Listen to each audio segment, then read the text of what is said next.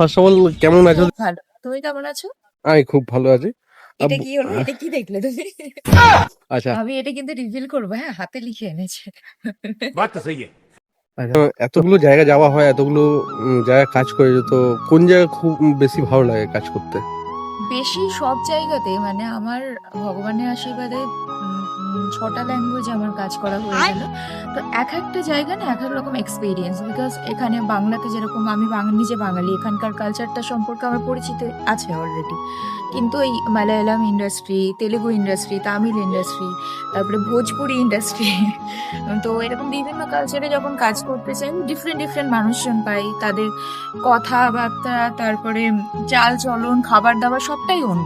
তো খুব এনজয় করি। এতগুলো আর্টিস্ট আছে, তো কোনো এমন আর্টিস্ট যার সাথে কাজ করার খুব ইচ্ছা বা কাজ করতে হ্যাঁ, চাই? আল্লু অর্জুনের সাথে আমার ভীষণ ইচ্ছে আছে, আর বিজয়ের সাথেও আছে, বাট আল্লুজির সাথে বেশি আছে আমার ইচ্ছে। তোমার আইডিয়াল হিরো কে তাহলে?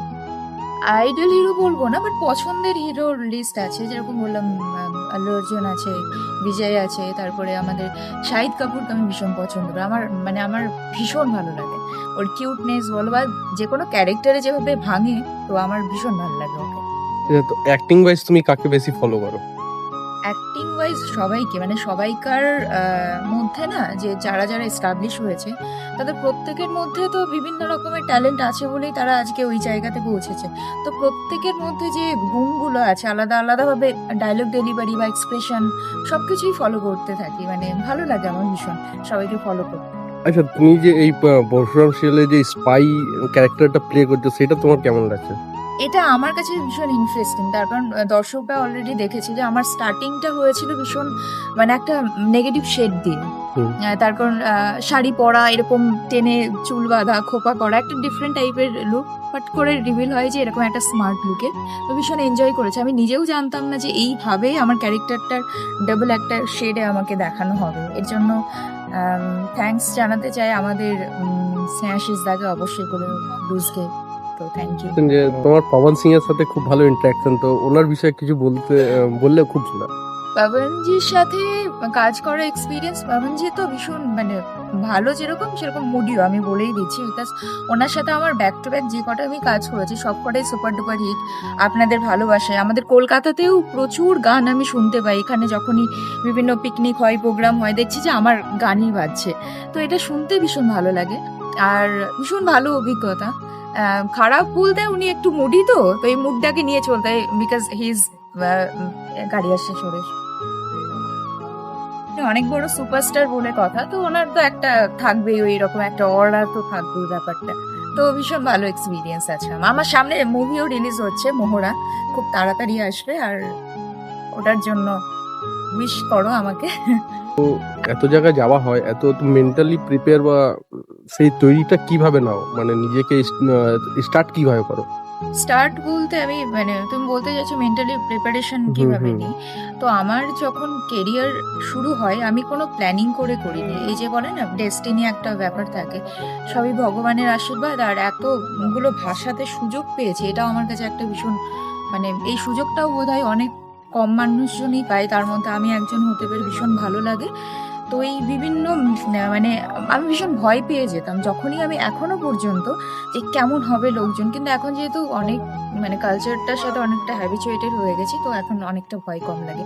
আমি যখন মালায়ালাম ইন্ডাস্ট্রিতে কাজ শুরু করি, যখন আমি স্ক্রিপ্ট পাই না, তখন এত ফাস্ট কথা বলে ওনারা, আমি ভাবি যে পরের দিনই আমি আর মা মানে ফ্লাইটটা কেটে চলে আসবো, এরকম সিচুয়েশনও হয়। তো বুঝতেই পারছো কতটা ভয় পেয়ে যায়, কতটা নার্ভাস হয়ে যায়।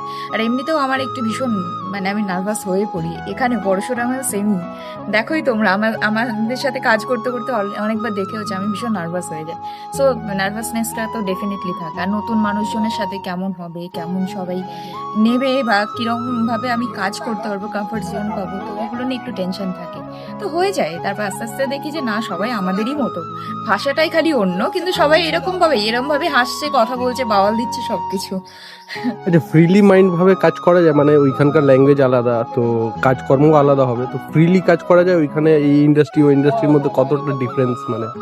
আর ডিফারেন্স বলতে আমাদের মানুষের ভাষা আলাদা হলেও আমাদের ইমোশনস গুলো তো একই রকম, মানে সেই একটা কান্না করে যে কথাটা আমি বলবো সেটা বাংলাতে বলি বা ইয়ে বলি, আমাদের ইমোশনস গুলো কিন্তু একই থাকে।